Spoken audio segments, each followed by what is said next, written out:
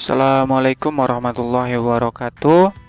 Halo, kembali lagi di YouTube channel saya, di channel Hanifal Ulama. Pada kesempatan video kali ini saya akan mempresentasikan berkaitan dengan ulangan akhir semester, yaitu materi Outlook Perekonomian Indonesia tahun 2020 dengan mata kuliah Perekonomian Indonesia, dan dosen pengampu saya yaitu Bapak Darmainis SEMM. Halo Pak, semoga sehat selalu ya Pak. Izinkan saya teman-teman dan Bapak dan Minis yang menonton video ini untuk memaparkan materi yang sudah saya buat. Sebelumnya perkenalan terlebih dahulu, perkenalkan nama saya Hanifal Ulama, NIM saya sebagai berikut.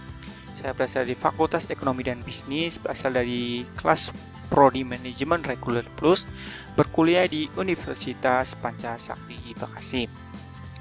Baik, langsung saja saya masuk ke materinya ya, yaitu sudah saya sediakan table of content. Yang pertama yaitu saya akan membahas perkembangan perekonomian secara global, lalu kedua ada perkembangan perekonomian Indonesia, lalu ketiga penanganan COVID-19 dan pemulihan ekonomi nasional. Yang pertama adalah perkembangan perekonomian global.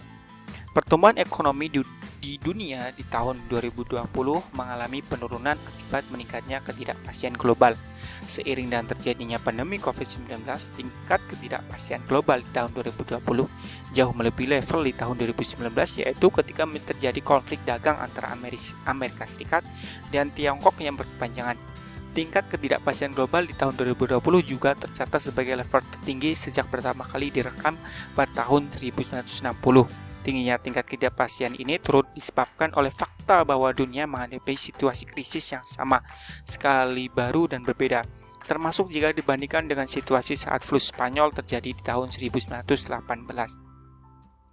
Berikut ada data mengenai indeks ketidakpastian global dari tahun 1960 sampai 2020. Lalu perekonomian dunia telah menunjukkan tanda-tanda pelemahan di triwulan 1 2020 seiring dengan merebaknya COVID-19 di Tiongkok. Pertumbuhan global selanjutnya mencatatkan kontraksi pada triwulan kedua karena implementasi kebijakan lockdown total di berbagai negara untuk mengendalikan penyebaran virus. Pada periode ini, berbagai indikator ekonomi menunjukkan pergerakan yang konvergen ke arah pelemahan hingga berada di bawah rata-rata historis. Dari sisi ekonomi, dunia memasuki periode resesi dengan pertumbuhan ekonomi negatif pada triwulan 1 dan 2 di sebagian besar negara. Di tahun 2020 sendiri diperkirakan sebesar 92,9% negara dunia akan mengalami resesi. Angka tersebut mencatat sebagai yang tertinggi dalam sejarah modern dan periode Great Depression di tahun 1931, berada pada posisi kedua dengan 83,8%. Ekonomi dunia mengalami resesi. Selanjutnya, ditinjau dari tingkat dampaknya, resesi yang terjadi akibat pandemi COVID-19 tercatat sebagai resesi paling dalam setelah Perang Dunia Kedua dan hampir 3 kali lebih dalam daripada periode krisis finansial global di tahun 2020.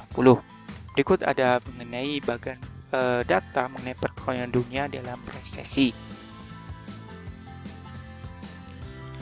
Lanjut ke sub yang kedua, yaitu mengenai perkembangan perekonomian Indonesia. Lalu bagaimana dengan keadaan Indonesia di tahun 2020 perekonomiannya?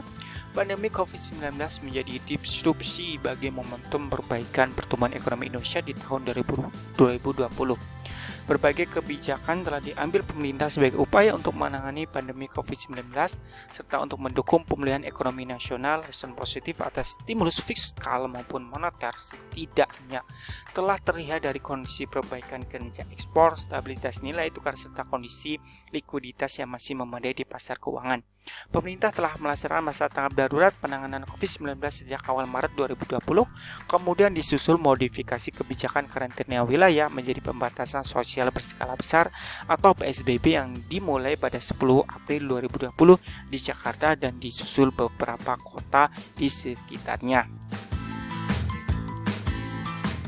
Berikut adalah data mengenai perkembangan kasus COVID-19 secara nasional di tahun 2020. Berikut adalah data mengenai tingkat penyebaran COVID-19 menurut per provinsi di Indonesia.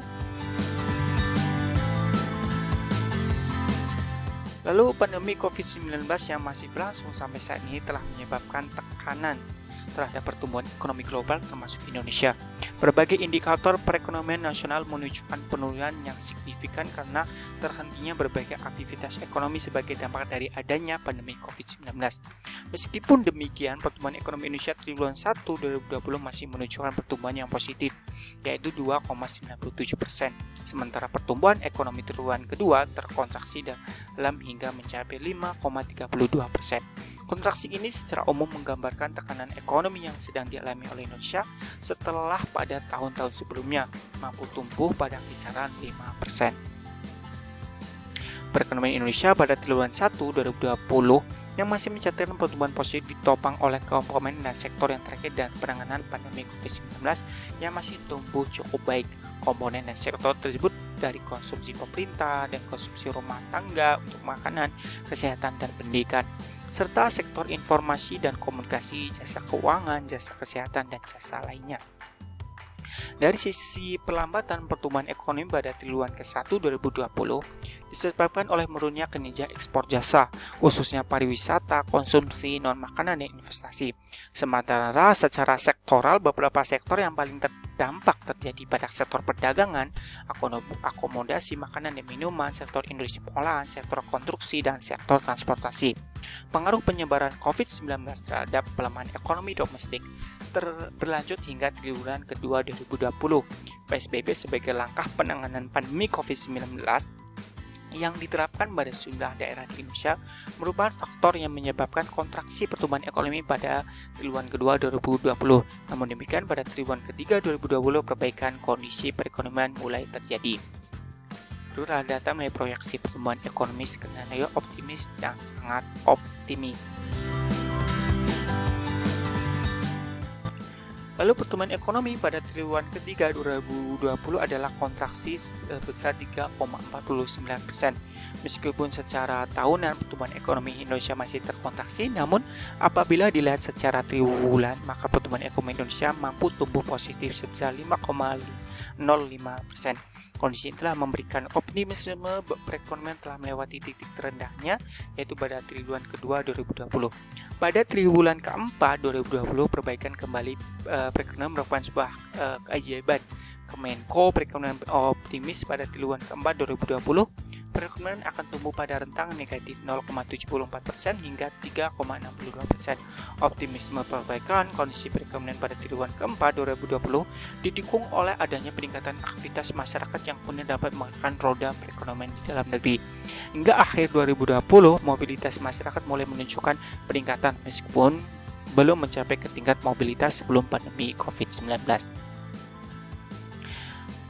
Subjek dia yaitu mengenai penanganan COVID-19 dan pemulihan ekonomi nasional.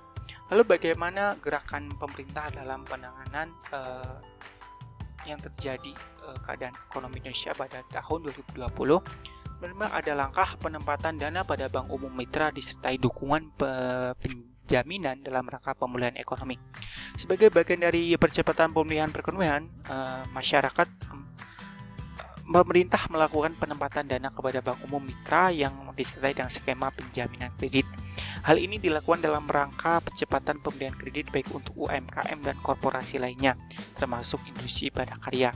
Penempatan dana kredit kepada Bank Umum Mitra digunakan untuk menyalurkan kredit atau pembiayaan kepada usaha mikro kecil menengah dan koperasi atau UMKMK, serta non-UMKM untuk pembayaran konsumsi, kepemilikan rumah, komersial, dan korporasi. Penyaluran kredit ini dalam rangka mendukung dan mengembangkan ekosistem UMKMK serta percepatan pemulihan ekonomi. Lalu ada program pinjaman PEN daerah. Kebutuhan dana infrastruktur Indonesia tahun 2020 dan diperkirakan sampai 2024 mencapai sebesar mencapai sejumlah 6.445 triliun, di mana pemerintah hanya dapat meng-cover 37% dari total kebutuhan tersebut. Untuk tetap dapat melakukan pembangunan infrastruktur di tengah keterbatasan anggaran, maka pemerintah daerah khususnya harus dapat lebih inovatif lagi dalam mencari sumber-sumber pembiayaan baru. Salah satunya melalui pinjaman daerah, obligasi daerah maupun suku daerah. Berikut adalah target peminjaman daerah dari tahun 2020 sampai 2023. Lalu, langkah pemerintah selanjutnya yaitu melakukan stimulus UMKM melalui kredit usaha rakyat atau sering kita sebut dengan KUR dalam rangka pemulihan ekonomi nasional atau PEN. Berdasarkan data Kementerian Tenaga Kerja sampai dengan Agustus 2020, buruh yang terdampak pandemi COVID-19 sebanyak 2.147 juta orang. Jumlah tersebut terdiri dari 1.130 juta orang pekerja formal yang dirumahkan, 380.000 orang pekerja formal yang terkena PHK, dan 631.000 orang pekerja informal yang kehilangan pekerjaan. Untuk mengatasi tingginya tingkat pengangguran sebagai dampak pandemi ini, pemerintah memberikan stimulus bagi UMKM. Berikut adalah data mengenai penyaluran KUR dari tahun 2020 sampai bulan Oktober 2020. Ya teman-teman, mungkin itu yang bisa saya sampaikan. Saya harap yang menonton video ini dapat memahami materi yang saya sampaikan. Apabila ada penjelasan yang kurang dipahami, saya mohon maaf sebesar-besarnya. Dan saya akhiri dan see you. Bye.